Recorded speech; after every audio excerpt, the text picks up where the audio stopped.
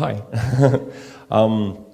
So far in the story, you've kept expanding the world, character by character, location by location, and you've just told us about there's a lot of places you've introduced that we won't revisit as readers. But are the characters that we haven't been inside the head of as of yet that we will come to know in a point of view?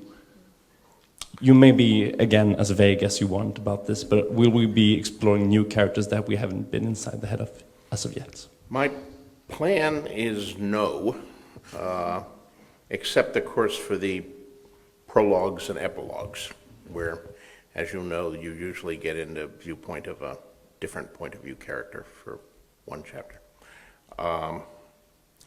However, that is subject to change. As I write the books, I encounter problems, and sometimes I find that I need a new point of view in order to make it work. I mean, those of you who follow discussions at conventions and other interviews and some of the things I post on my blog will know that with the last book I had a particular trouble with what I called the Miranese knot, with a number of characters arriving in Marine, and I had a bunch of viewpoint characters there already. I had Quentin Martell turning up, I had Tyrion turning up, I had Dany there, and I kept reworking these chapters and rewriting from different point of view and reordering who arrived first and what happened second, and I could never really make the pieces fit and make the story flow the way I wanted to until I finally said, I'm going to give Sir Barristan a viewpoint. He's the one I need there to make it work, make the post-Dany stuff work, make it Tyrion, because Tyrion didn't even speak the language. It was very difficult to write these scenes where Tyrion was the viewpoint character and he didn't know what the fuck anybody was saying. But having Sir Barristan there suddenly made those things work. And, I may find that is necessary again. We'll see. But hopefully it won't be, because I'd actually like to, as you say, the story has been going further and further out, but it's past time that the story turned and started coming together. And that's certainly my overall plan, and that's what I'm working on right now. But fewer viewpoint characters, not more, but I'm not going to make a pledge in blood. Yes, hi, my name is Virginie. I had a question actually about the writing process for Winds of Winter, because, well, as we all know, Feast for Crows and Dance with Dragon was divided geographically. And I was wondering how challenging was it to write Winds of Winter with all this added character, and if you feel like you had to shorten some storyline. Well, I'm not finished it yet, so that, who knows what I'll discover by the time at the end, but I'm not planning on shortening any storylines. I am also not planning on dividing it. We're not going to have another set of two parallel books, so the books that did part for those two volumes are reuniting. There will be how do I phrase this? Between the two books, when you put them together, there's an excess of viewpoint characters. So some of them may not survive the the action to come, but we'll see about that. Hi, I was wondering about the medical knowledge of the maesters in Westeros. Because, for example, Jaime's hand, when it's treated, they bring out the big guns, the Qyburn, who seems to have great knowledge about the human anatomy, and so on. And is his treatment very standard for maesters, or is it exceptional that Jaime survives? Because he suffers from gangrene, if I remember correctly. Well, I made a deliberate decision when the book began to have the maesters and have Westeros in general have better medical knowledge than the real-life Middle Ages. Mostly because I didn't want everybody dying at 26. So it is generally improved. The maesters have improved the standard of hygiene, and they understand certain practices and they can do things better. Also, though, they have magic. which doesn't always work because it's magic, and magic is unreliable, but sometimes it works. And, it brings people back from the dead and things like that. So that also changes things and is an adjunct to their general healing skills.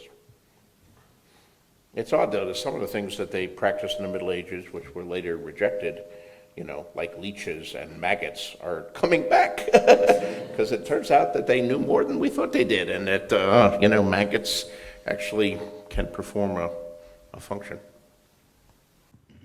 Hey, George. My name's Axel Gage, and first of all, I wanted to say hi for my friend Maddie who couldn't be here today. And my question is really a little bit strange, because I'm from a city not far from here. You may have heard of it. It's called Westeros. Yes, I was asked that this morning. No, Yeah. it's purely coincidence. I'm afraid I'd never heard of your Swedish Westeros. Right, exactly. Just as like a related one, when you envision your city specifically, like King's Landing or White Harbor, those kinds of places, do you think of any real-life cities that you compare them to, like Stockholm maybe? I don't know. What do you think those cities look like in your mind?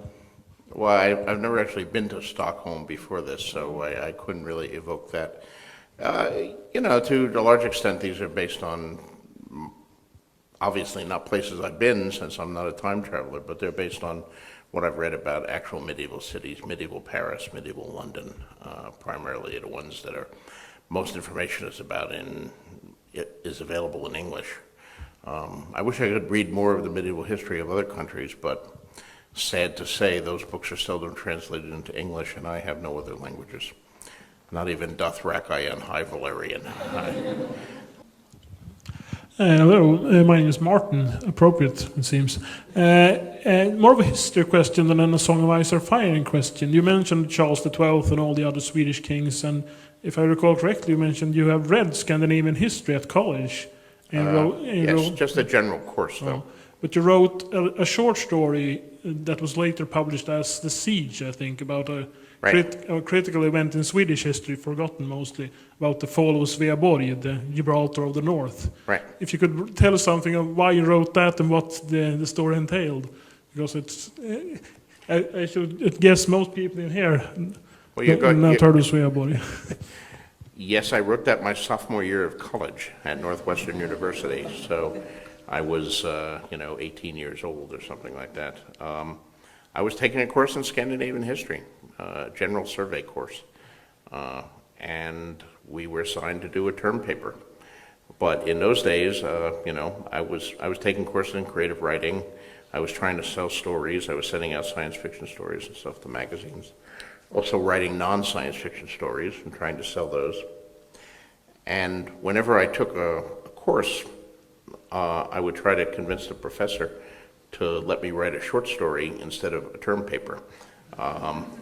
So I went to that professor in Scandinavian history and said, hey, how about I do fiction, historical fiction? And he said, sure.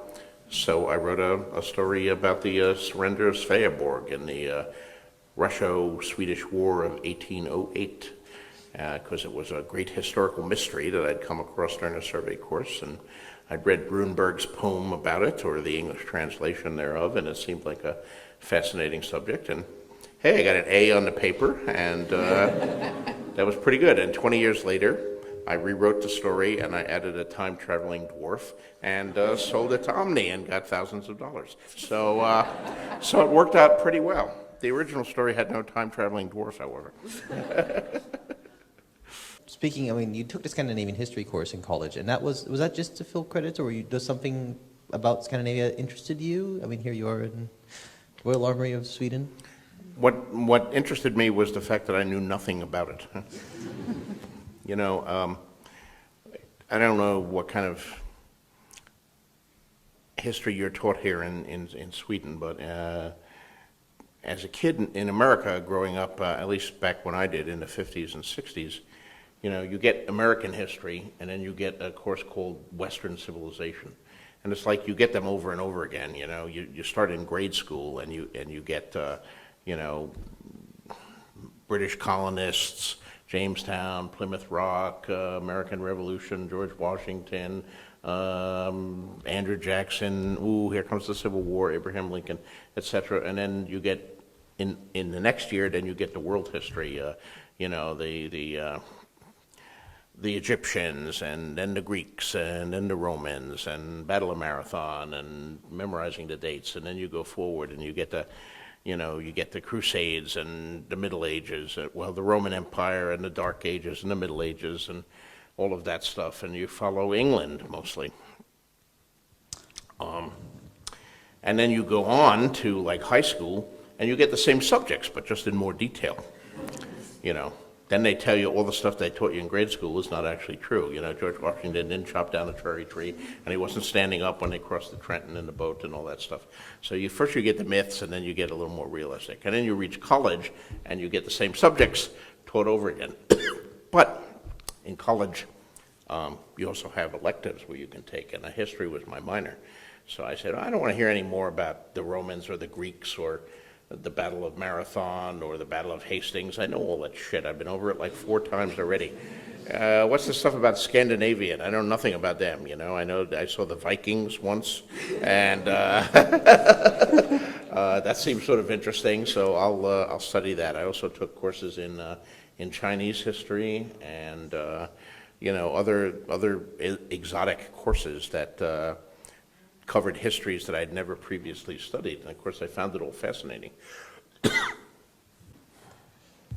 Hi, my name is Emma. I'm wondering, I like reading your, like, not a blog, and you have so many, like, interesting and fun projects going on, and I'm wondering, like how many projects do you have, and where do you find the time to rest? Kind of. Do you rest? I have a lot of projects.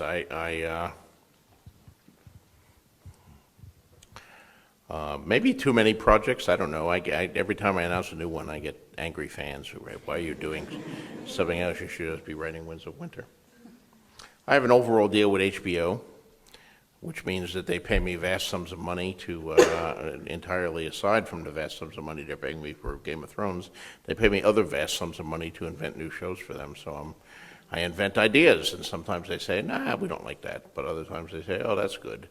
And then we go out and we develop the idea, and we hire a writer, and we write a pilot. So, you know, and if they like the pilot, they make the pilot. And if they like what they make, then you have a new show on the air. And I have like 3 projects like that I've invented as part of my overall deal that are in various stages of development. Will any of them actually become television shows?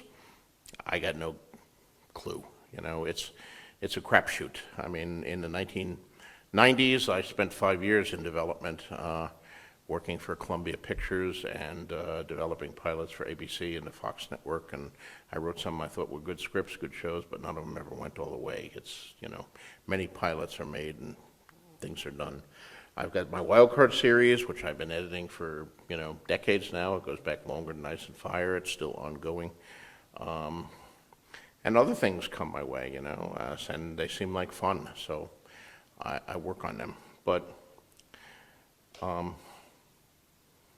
one thing that almost all of these other projects have in common is that I'm not doing the writing, or I'm doing a little bit of the writing, but somebody else is doing most of the writing.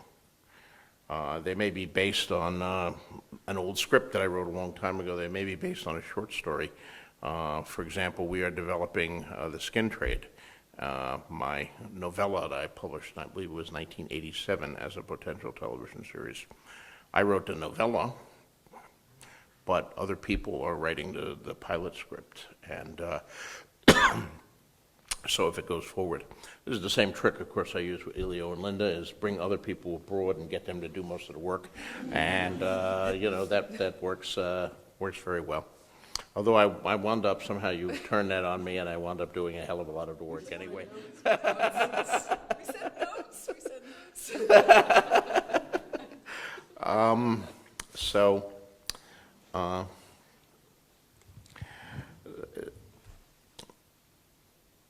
you know, I like making stuff up. What can I say? I've been telling stories since I was a kid, and these new projects are exciting. I'd hate to ever think I was just like doing one thing over and over again.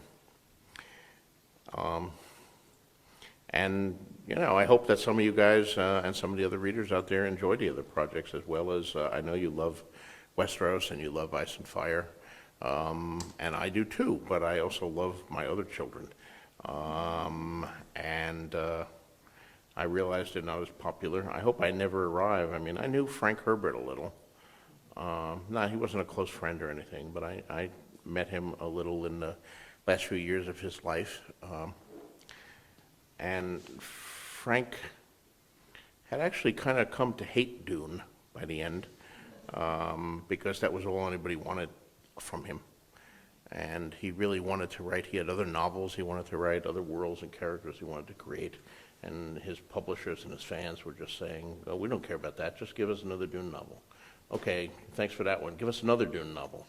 Okay, that was good. Give us another Dune novel. And I hope I never wind up in that situation. Fortunately, I don't have to because, you know, I'm doing well enough so that when I finish Ice and Fire, I can write pretty much anything I want, and if it only sells 3,000 copies, I won't give a crap. But I hope it won't. And actually, I don't think, even when I finish Ice and Fire, this story will be finished, but I don't think I'll ever be finished with the world. Obviously, I have to finish my sidebars and publish those as the history of the Targaryen dynasty, Fire and Blood. And then I have more Dunk and Egg stories to write. I've only got maybe a third of the way through their careers. And then who knows, maybe I'll write a whole series of things set in Yee and exploring some of the history that I put there. So that's the great thing about creating a world is you have a world to play in, not just a particular set of characters.